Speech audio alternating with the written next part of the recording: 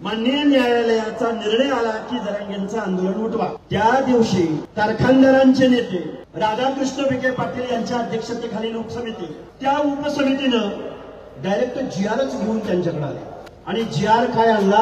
2 सप्टेंबरचा GR, government resolution.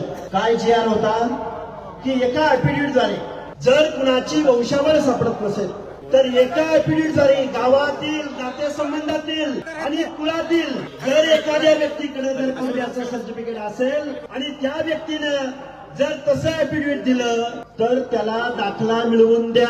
आणि साहेब, त्या GR मध्ये, त्या जीआरच्या प्रस्तावनेमध्ये 2 पानाची प्रस्तावना, एवढी सुमार दर्जाची प्रस्तावना, त्या प्रस्तावनेमध्ये शेवटचं वाक्य असं बोलले की मराठा समाजाला जात प्रमाणपत्र मिळण्याच्या प्रक्रियेत सुलभता प्राप्त व्हावी म्हणून आम्ही हा गव्हर्नमेंट रिझोल्युशन पारित करत आहोत। कुणाला?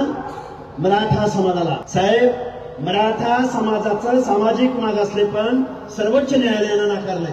मराठा समाजाचं सामाजिक मागासलेपण सेंट्रल बॅकवर्ड कमिशननं नाकारलं। मराठा समाजाचं सामाजिक मागासलेपण स्टेट बॅकवर्ड कमिशनच्या 4 कमिशननी नाकारलं। आणि मराठा समाज आणि कुणबी हे एकच आहेत असं म्हणणं किंवा मराठा समाजाला सामाजिक मागास समजणं म्हणजे मूर्खपणा होय। अशा पद्धतीचं जजमेंट तत्कालीन औरंगाबाद खंडपीठाचे न्यायमूर्ती जस्टिस मार्ला पल्लेंनी आपल्या जजमेंटमध्ये दिलेलं आहे।